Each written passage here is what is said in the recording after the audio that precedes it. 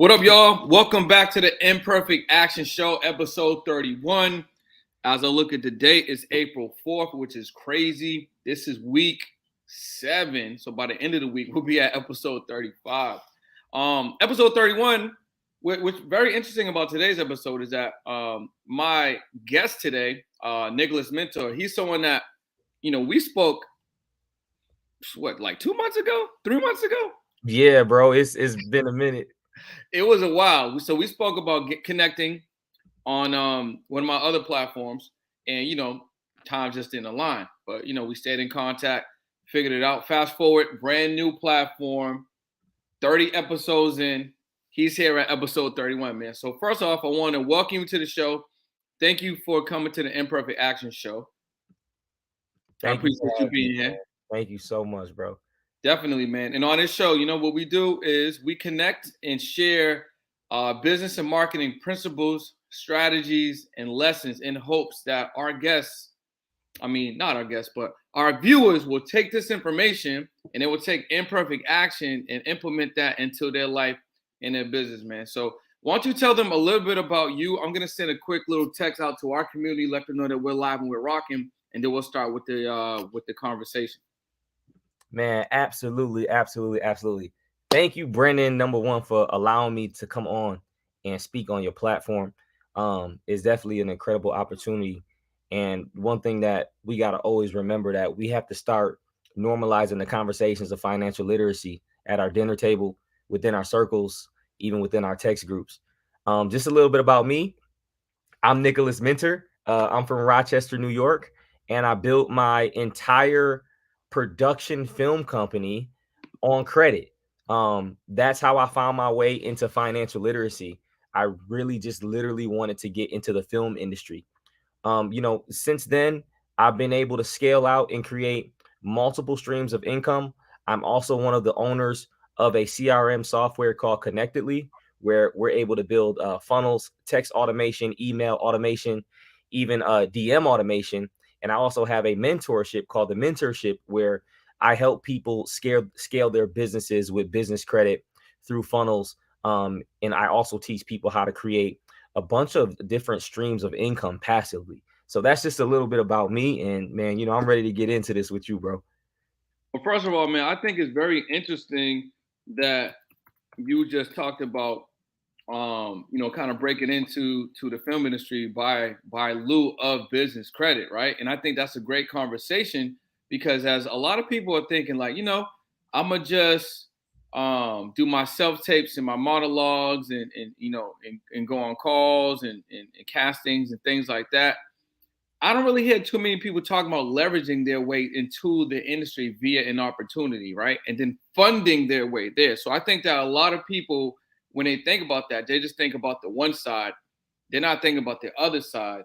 And the other side can actually elevate the main side that people kind of pay the most attention to. So I just want to kind of highlight that. So why don't we kind of start the conversation off that way first, right? So what was the passion and the I would say the motivation behind you wanting to break in that way as opposed to like traditionally? Like what did you see by leveraging your credit that this could actually be helpful for me to get kind of break into this industry? Yeah, bro, like I'm super artsy, right? I'm not a director, I'm not an actor, right? I'm not a cam op. I'm actually a sound mixer. And most people don't pay attention to sound unless it's bad, right? So just with me growing up, I always grew up drawing and playing the piano. I spent a lot of time in the music industry as well, working with, every artist under the sun with, recording, mixing, mastering, and producing music. I've also been able to write music for children's toys and even do audio for video games. But where that pivot kind of happened was when I started spending more time when I moved to Atlanta. And Georgia has a tax credit that says any production that's filmed over 500,000 basically gets a 30% tax break. So at the time, a lot of the production companies, they were taking their films and they weren't filming in LA, New York, and Miami anymore. Even Winston Salem, they started filming in Atlanta because they wanted the tax credit. So the job market started opening it up. So I started doing more research, and I realized that, you know, a lot of the skills that I already had because I was in the recording arts were very transferable. And I had really learned a lot of that stuff already. So just kind of working in that industry, man, you know, it's very, very niche. And, you know, I kind of dealt with my own kind of adversity where um sometimes people don't want to let you in. You know what I'm saying? Like, everybody is not so open to give you information. Everybody might not be so open to give you an opportunity. So my whole aspect was this: if you're not gonna let me through the door, I'm coming through the window. Mm. If the window is locked, I'm coming down the chimney. Good old Saint Nick, you dig? So For real though. what I had to figure out was this: if people weren't so easy to allow me to work on their sets, not as a second or third, as a boom op or their utility, right, within their team, I needed to figure out how I could position myself with the experience that I had to be a first. That way I could bring my own team on and bring my own people on, right? And also get the experience that I needed to go to the next level. Now, like a lot of people that may have gone to college, you know, I've got 2 undergraduate degrees from the great Savannah College of Art and Design. I think it's one of the greatest, you know, art schools our nation has ever seen. I've got an undergraduate degree in interactive design and game development and also sound design. And I went back and got my master's in sound design. So just like if we're talking about society and culture, for me growing up, my parents, my family members said, "Yo, you a black man in America, go get a master's degree." I did that. And when I got out of school, what did I have? A whole bunch of student loans that I had to pay back, right? I'm 200 resumes in and I can't find a job, Mm. right?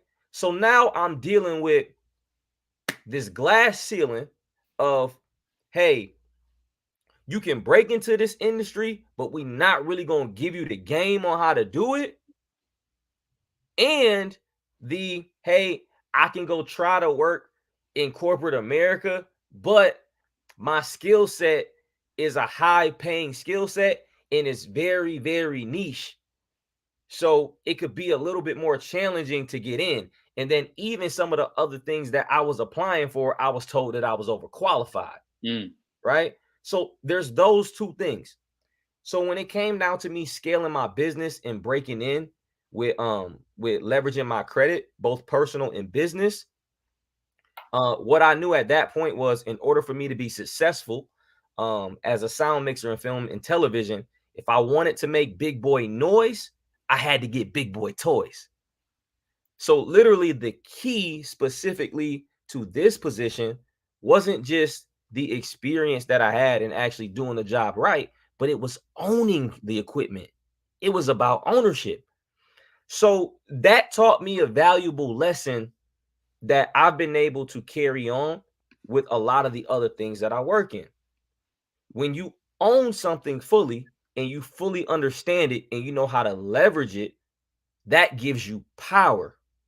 And when you have that power, now you have influence to do some of the things that you want to do that's either going to help your life, help your circle's life, or help your community. So, like that, those were the moments that really made me be like, all right, there's some change that needs to happen.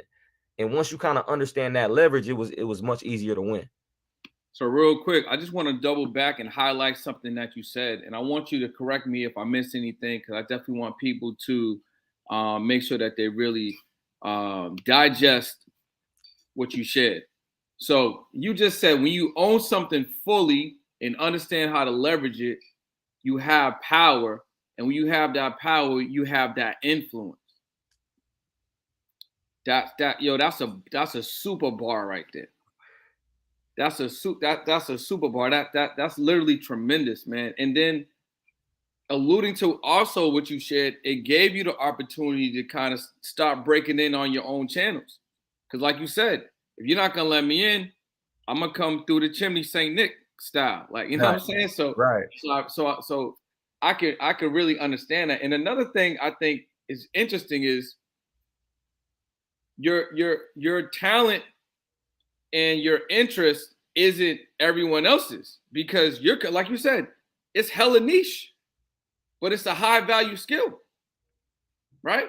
So everyone's always like, hey, I want to be an actor. I want to do this. I want to do that. But that's what everyone's doing. But if you look at any type of production, there's so many other names on that. There's so many other components and jobs and opportunities that you can literally grab and make your own and kind of create your own blue ocean and still be on the same project. Right. You know what I'm saying? Which is crazy, man. So the mindset that you had to use credit as a strategy for your business, like where did that come from? And when did you realize that was really a leverage point for you to kind of like gain more momentum? Man, I lost somebody very close to me. That's when it kind of clicked. The name of my production company is Ida Media Group. And my grandmother, my late grandma Ida, she was my best friend, right? One of the very, very close to me. So the thing was this, right? Throughout this process of me figuring it out, I was hustling. So I was working hard, but I wasn't working smart. I wasn't working what I would consider to be very efficient and intelligently. Everybody around me knew how to work hard. My mom worked hard. My dad worked hard. My grandparents worked hard. My friends worked hard. Everybody that I knew growing up worked hard. But so I naturally knew how to work hard. So the hustle and the grind was there, but the other piece specifically for what I was doing was not there because we had a different skill set than each other. Most of the people that I grew around with, that I grew up with, or that I learned from, they had 9 to 5s, right? But I didn't have that same opportunity because I learned something that was more in the arts, and also the world has changed at that point, right? So, as I'm, trying to work on films, and like I said before, I was unable to get a job. I was forced to be an entrepreneur. I've never had a 9 to 5. So I'm just hustling, hustling, hustling, hustling. What I didn't put in place was systems, tools, people, and finances. I was just looking to get a job, pay something off, get a job, buy this, get a job, buy that. I was operating off of my debit card and my bank account versus using OPM and getting free flights, free groceries, free hotels. For some of y'all, free designer if you like it, right? But the point is when I started to kind of figure that out, things changed. So like, my grandmother was really sick, my grandma Ida. I got to the point where I finally saved up enough money, and I flew home. So I was super excited to go see her. I remember getting out the airport, catching an Uber home. My mom, she's walking out of the house, right? She's crying, bro. And I walk up the driveway, and before she could even say anything, I knew my grandmother passed when I was on the plane to go see her. So like that really, it was like somebody just took my whole heart out. Because just kind of imagine you working hard and you're working hard and you're working hard just so you can go do this one thing, and then you feel like you get robbed of that, right?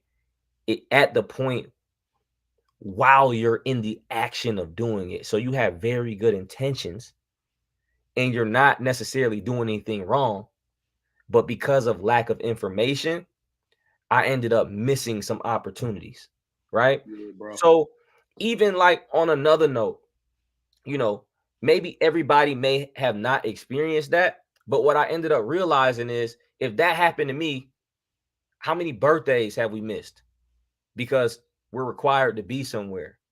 How many anniversaries have we missed, right? How many outings, how many graduations, how many opportunities in terms of when people were sick we may have missed because we're a slave to something that's green. At that point, I said, I never want to be a slave to money. And I always want to be able to pursue my endeavors, how I want to do it, when I want to do it. So I knew that in order to do that, I had to take something that I was already good at, that I was passionate about, that I had a skill in, and I had to break into a industry that will financially change my life. So then I can go from there and take that income to scale other passive income streams. Now, what's crazy is along that journey, I ended up realizing that sometimes some of that money that I even started making in film, I didn't even need. The only thing I needed was my brain. That's what I learned on this journey, bro. Because here's the crazy thing, right?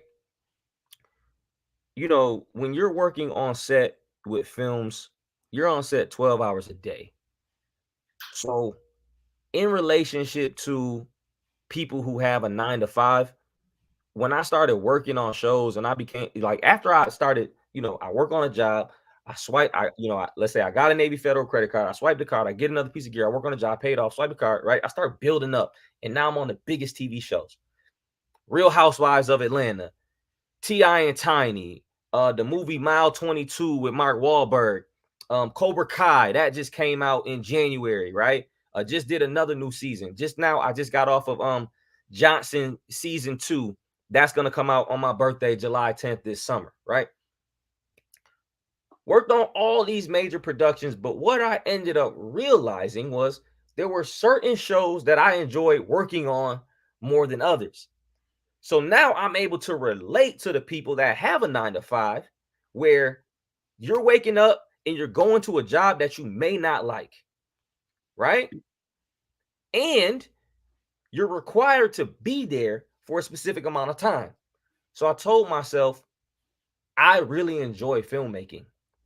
What I don't enjoy is making specific types of content that doesn't feed my soul and my spirit, right? The money didn't even matter anymore because, what did I do? I was able to break 6 figures. I was able to break multiple 6 figures. How did I do that? When I'm on set, they pay me to be there. I was able to get my equipment. My equipment goes on set. It's making money. If I'm not on set, my equipment's still making money on other shows. So I did that. I created the passive streams. But what I realized was, if I'm going to be here and do this, I need to want to be here. Right? So that's where understanding financial literacy and creating other passive streams of income became very important. The first one was renting out my gear. The second and third was creating other businesses, maybe renting cars out, maybe some of the newer businesses that I have, like Connectedly, or even selling digital products that allowed me to pick and choose what production I wanted to work on, right? So But even that first one, because I don't want people to skip over that. Also, the mindset around the ownership, which is what you mentioned before. Because if you didn't own that equipment, you couldn't lease it out, you couldn't rent it out, you couldn't get that additional that then would allow you to start doing some other things too. So I want to make sure people don't skip over that, because Nick is giving a lot of gems right here. It's like, yo, this is literally like a sermon. I hope you guys are tapping in, because that's how I'm feeling right now. You know what I'm saying? Like, that's why there's certain things I just want to double back and just highlight, man. Yeah. So definitely continue. And then I got a question for you. Got you. So, like, when the money started becoming passive in the film business, then I started realizing that I moved from being on the left side of the cash flow quadrant that Robert Kiyosaki talks about in Rich Dad Poor Dad, where you have someone who is employed either by a company or self-employed, like they're a contractor, but they're still using their hands, and they're there, to being on the right side, meaning I'm a business owner and I'm making passive streams of income, or I'm taking my money and I'm parking it somewhere and it's growing as an investor. I was able to become the 4% and the 1% of the world through passive streams of income. So once that happened, I said, how do I take this and duplicate this into other things that I am interested in, right? And the main thing that I was interested in was finance and credit. So, for example, most people don't know that just by holding credit cards, you can make another six figures just by having credit cards. People don't know that. And what I ended up learning was by me having solid credit, there are other people that are looking to get mortgages. Maybe they want to get a job, or excuse me, not a job. Maybe they want to get a car, right? Actually, maybe they want to get a job and it requires a credit check, but it's not high enough.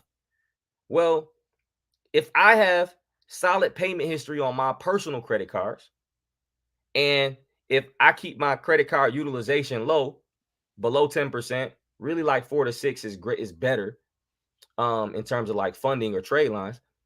I can sell authorized user trade lines anywhere between $350 to $1,000 a slot every other month. So if I scale and I got 6 cards and I got 10 cards and I'm putting people on these slots, and if I understand the game and how to protect myself properly, guess what? You can pick and choose what show you want to work on. If you got a 9 to 5 and you make another 100,000 because you got good credits and you holding these credit cards, you could fire your boss with credit cards, right? So that was like one way I was able to kind of like scale. So it's boom, I got like the passive income from the filmmaking stuff. Then it's like, yo, I'm selling trade lines now. And then from there, it was like the education side. Now people want to learn. So now I'm launching digital products, right? Now I'm creating ebooks. So like the overhead in terms of like a digital product is like little to nothing.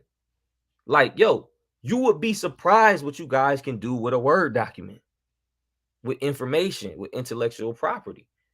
You know what I'm saying? So, just kind of going through the motions and learning these different skill sets. Man, dude, I tried everything. I tried trading. I was successful at that. I did that. I tried drop shipping. I was successful at that. I did that. But what I really, really loved was credit and educating and creating digital products because of the amount of time that it took, um, the overhead, and how I'm able to automate different areas of my business to make money while I'm sleeping or while I'm somewhere else, right? So I want to give a special shout out to my business partners in Connectedly, Terrell Day and Tommy Holt Jr. Um, these are two amazing men that introduced me to Connectedly, and I thank God that they brought me on to be a partner and an owner within Connectedly, and literally using these tools. Not only have I been able to automate my life and create more income for myself and also my business partners, but we've been able to help so many other people scale their businesses to add another zero or multiple zeros to their bank account. So real quick, man. There's a lot of stuff that you dropped, and I definitely want to make sure people tapped in. But I also want to make sure we only got 6 minutes left with you, so questions are starting to come in. We got one from Randall. He's asking, in regards to the trade lines, where you selling them? So you got the good credit situation. You have an opportunity to sell off some of these opportunities with the trade lines. What platforms are you using to do that? Yeah, that's a good question. Word of mouth is the best type of advertising that y'all could have, right? So my approach to business is I always want to give great value in whatever it is that I do. Um, I always look to make my free content better than the content that people can pay for. But behind all of that, you have to make the money come to you. And what I mean by that is go where you're needed, right? I don't necessarily need to go on a specific platform to promote something or sell something. I go find people that have networks that need me. So, for example, let's say you know real people that are in real estate or brokers or people that sell houses. They're selling them to people who get their credit checked. If their credit isn't good enough, they can refer you, right? If you were to, teach people something specifically on credit, and give it away, naturally people are going to come to you. So whatever business that you're in, go to the places that people need you at and find the people that work with the people that need you. And what you could also do is you can give them a piece of the pie. So think about it this way, Brendan, like, bro, I don't have to own or I don't have to make 100% of everything. What's wrong with me giving you 25%, even 50%, if I'm still making 50% or 25% more from your community that I would have never known unless I spoke to you and worked with you, 100%. right? And so, 100%. bro, like sometimes people get so caught up in the money that they end up really missing the bag, um, because they're being greedy. And again, y'all, like I want to make this super, super, super duper clear. Everything that I'm talking about right now, it never was about money. It was about freedom. Freedom. So me leveraging my credit and making passive streams of income brought me the freedom for me to do whatever I want. I'm in Orlando with my family right now, chilling because I want to be here.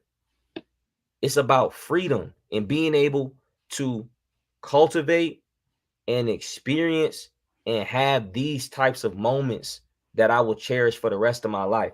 I don't ever want to feel like the way that I felt when my grandmother passed. That's the thing. This is about freedom. So I got a question for you. Actually, wait, hold up. We got one more question that came in. Actually, we got two questions that just came in. One from Arby, one from Angela. So Angela asked because you had mentioned regarding the free flights in the hotel. So she wants to know. I want to know about these free flights and hotel stays. Oh yeah, absolutely. Um, so here's the thing. When you guys get, when you get a solid credit report and what you're looking at, like how do you get approved for an Amex Platinum, right? Amex Platinum is going to give you what? Free TSA pre-check, free clear, free global entry, the whole nine, reward points. So what you're going to do is, when you're able to obtain these cards and stay in these lounges for free and get these reward points, it's going to take solid credit to do that. So here's how you get it. You want to make sure that your credit report looks like this. Payment history at 100%, derogatory marks at 0, total open positive accounts at 10 or more, inquiries need to be at 2 or less. Like I said, keep your utilization below 10%, not below 30, right? And you just want to be clean 100% across the board. You don't want to have any negative items on your report. So, once your report is clean 100%, then you go apply for these things. You see what I'm saying? Because once you get approved and you got higher limits, now you can leverage that and you can use these credit cards on your everyday spend. When you use it on your everyday spend, you end up getting the bonuses and you get the reward points. And guess what? You don't got to work for an entire year to take your family on a vacation. You just use your reward points, go on the portal, and go get you a flight.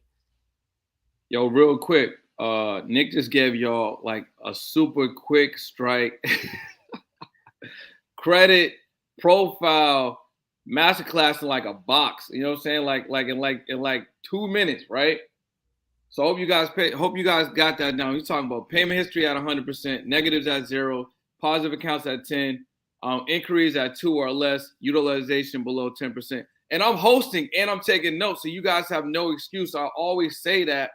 So if you're watching the replay, definitely rewind it. If you're watching it live, make sure that you check this replay and you get that. Because if you're not positioned this way, he just literally told you what a clean profile looks like, right? So you definitely want to make sure that you're starting to position your situation like that. Got another question coming from Ari. She's asking in regards to approaching the networks. How do you approach these networks and want to work with them respectfully? Like what's the strategy? What's the position? Yeah. figure out what you can give them and always lead with giving.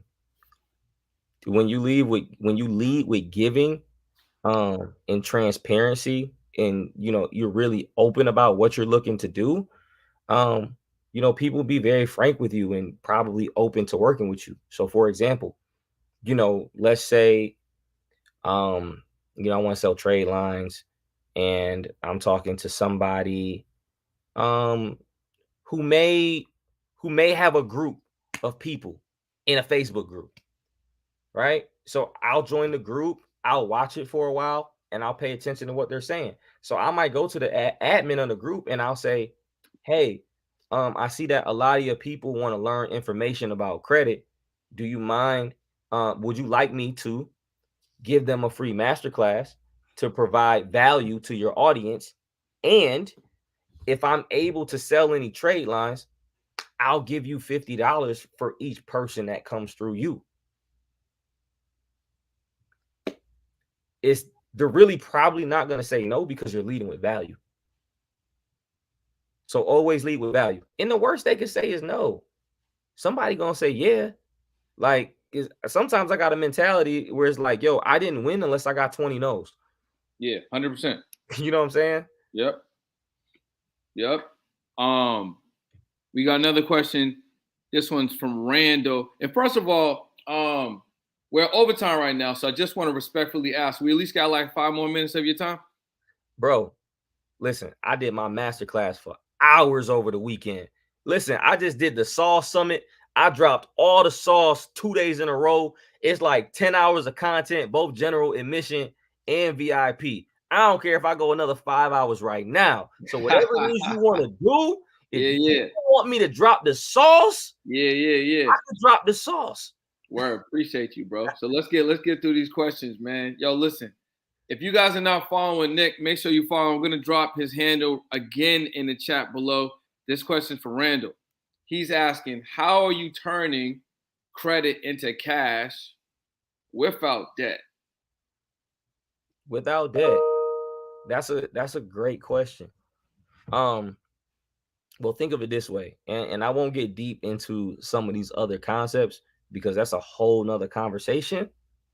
But let's just talk about what you already owe, right? If you pay rent, if you buy food to eat, all your living expenses, your utilities, right? The clothes on your back, anything that you would typically pay for, stop using your debit card and cash for, and start using credit cards for, but use the right kind of credit cards.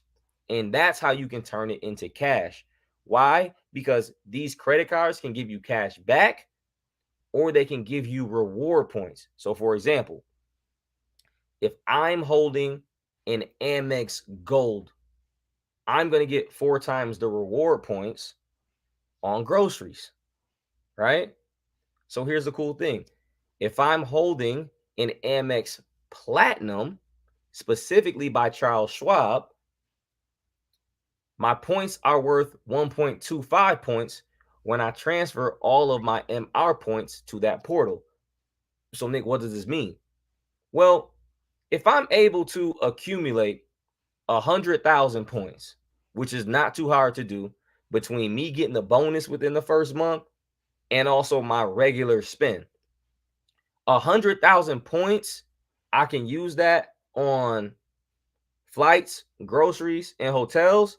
But if I want to use it and turn it into cash, if I want to make it even bigger, 100,000 points actually equals about $1,000. So if I take 100,000 points and I send them to my Charles Schwab portal, because I'm holding the Amex Platinum by Charles Schwab, now my 100,000 points is worth 125,000 points, which actually equals $1,250. Yeah, for sure. Right? So now, just by me using my credit cards properly and sending my points from one portal to another, I have cash money, $1,250 in 30 to 60 days. Right? So like that, the point of all of this is for us to stop operating with our debit cards and our cash and start leveraging something that we were born with. And what we were born with is a credit card. Your social security number is a credit card. So I want you to look up the laws because there are other forms of credit cards. Mm-hmm. And this can be anything that allows you to obtain money. So that could be your ID, that could be your social security card, right? That could be your birth certificate. Most people don't know that. I think I might be getting too saucy for them right now. No, no, no, no, no. I don't know, man. I don't know. Listen, you guys, listen. If you guys want a little bit more sauce from Nick, we are definitely in OT, and I like to be respectful of my guests and give them. So if you guys want a little bit more sauce, drop a number one in the chat.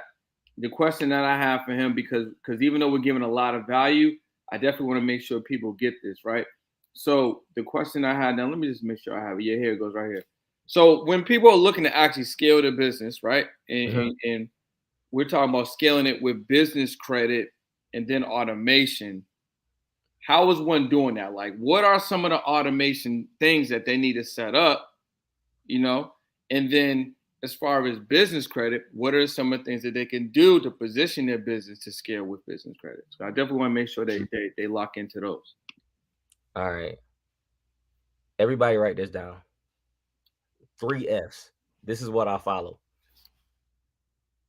funnels, funding, film.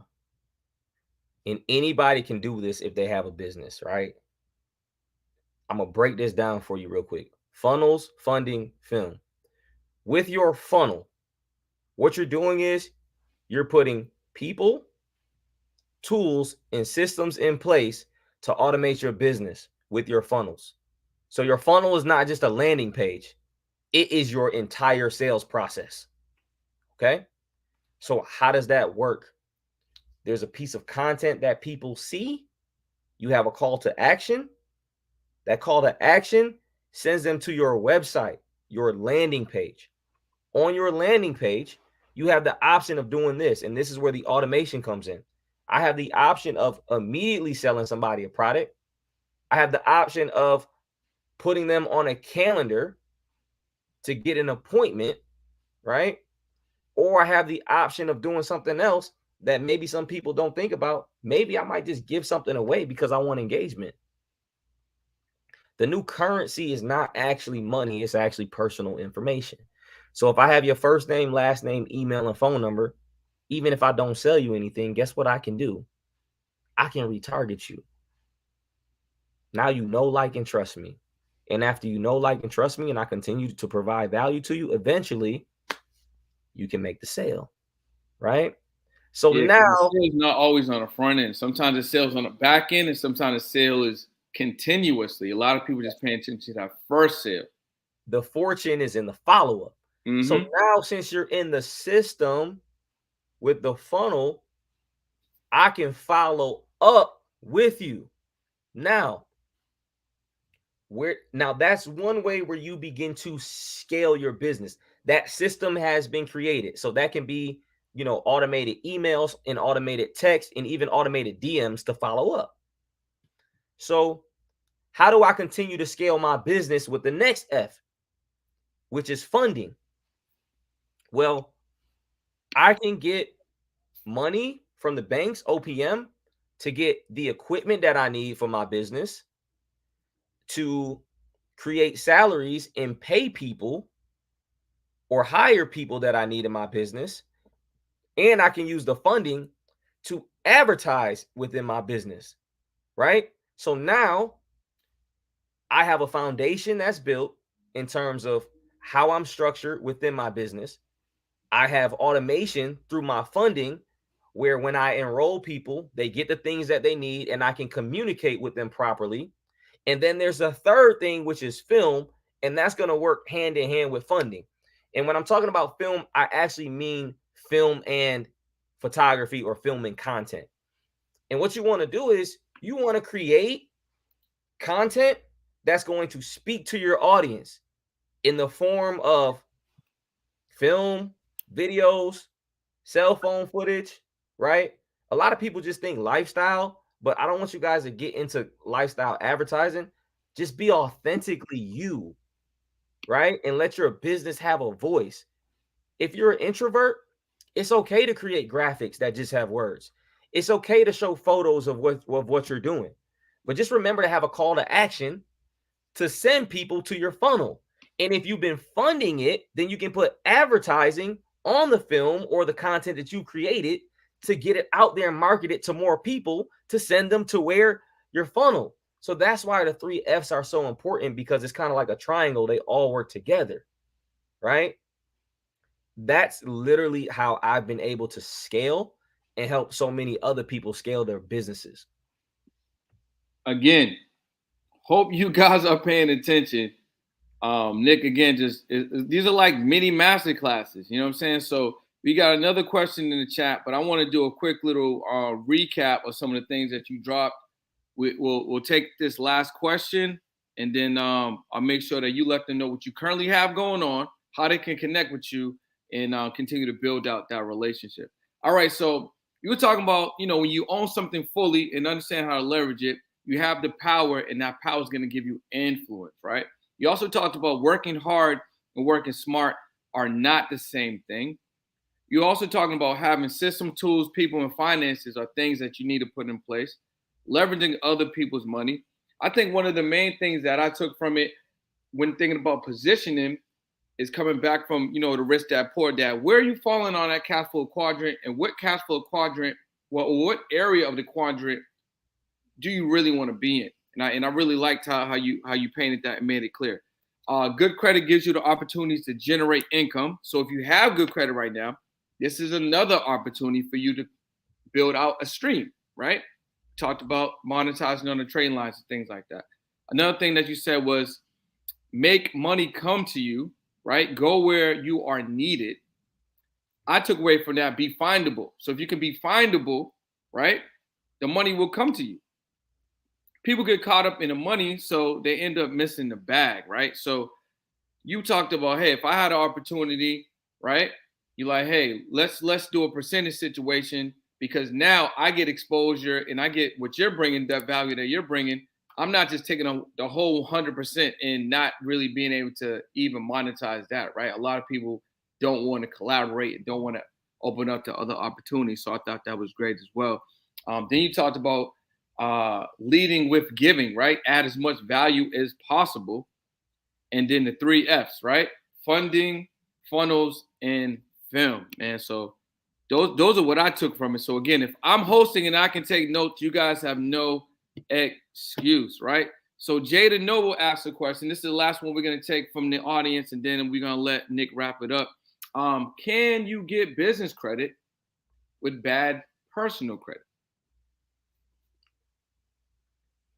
Yes, but it's very challenging to get the type of business funding that you want. So there's a difference between business credit and business funding. You can build your profile out. Like, I can build business credit by finding the right types of primaries to add to my report, primary trade lines. But it's going to be challenging for me to per se get 250,000 in funding from a bank or from whatever means that you want to use. For example, credit cards, lines of credit, and loans. Because when you are going for business funding, typically they may look at your personal credit profile in order to approve you for business funding. They need to see what your personal habits are. So, anytime you're talking about personal credit and business credit, the rule of thumb for the most part is that you always need to have super pristine, solid personal credit.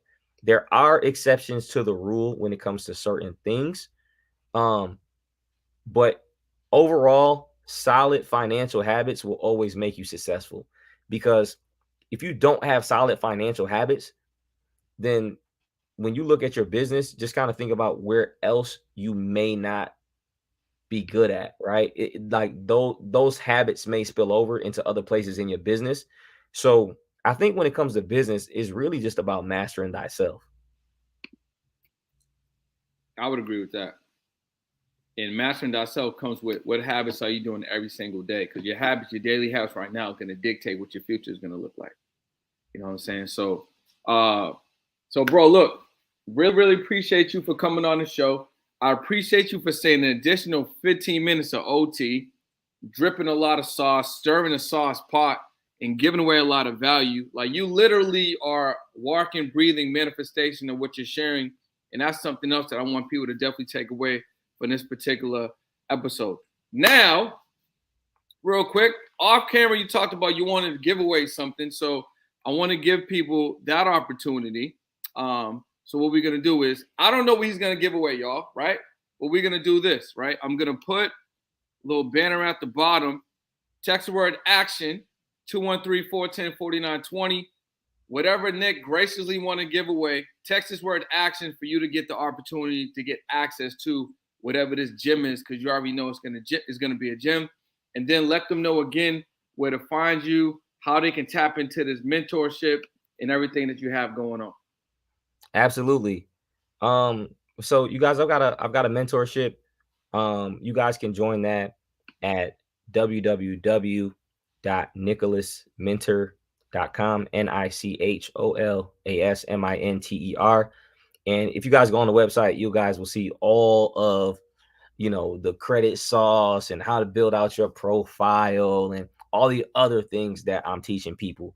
But specifically for the sake of this call, if you're watching this, you are in the room, right? And if you're in the room, then that means that you are where you're supposed to be.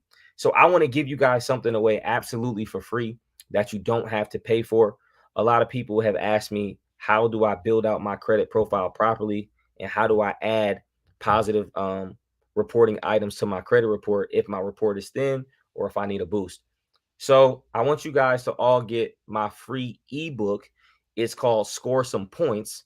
And the way that you guys can receive that is if you go to my Instagram page at Nicholas Minter and you DM me the word score, SCORE, DM me the word score on my inbox on Instagram, you will automatically receive that free digital book and you guys can get tapped in. 100%. And if anybody missed that, what I'll do is I'm going to also text you back that link to that so you can get that. Make sure that you guys go directly to his Instagram if you missed it. Nick, man, I really appreciate you, bro. I know you're on vacation with the fam. This episode has definitely been long overdue, but right on time. You know what I'm saying? Definitely right on time. I had to create a whole new platform with a whole new time slot just for my guy and interviewed 30 people before he had the opportunity to jump on. So I definitely want to say, man, I appreciate you for jumping on an Imperfect Action show.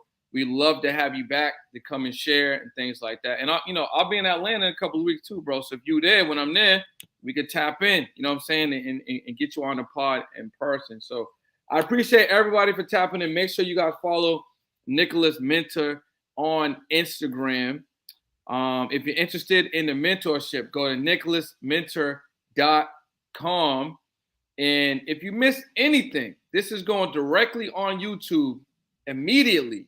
So then you could go back and get some of the drip, some of the sauce that you may have missed, because he dropped 2 mini master classes on this episode and gave you guys some mindset of how you can move forward and position yourself. So Imperfect Action Show, we drop a lot of gems, lessons, principles, strategies for free. So you could take that and implement into your life, into your business immediately. So Nick, again, man, thank you for being on the show. And we see you guys tomorrow. Peace. Peace.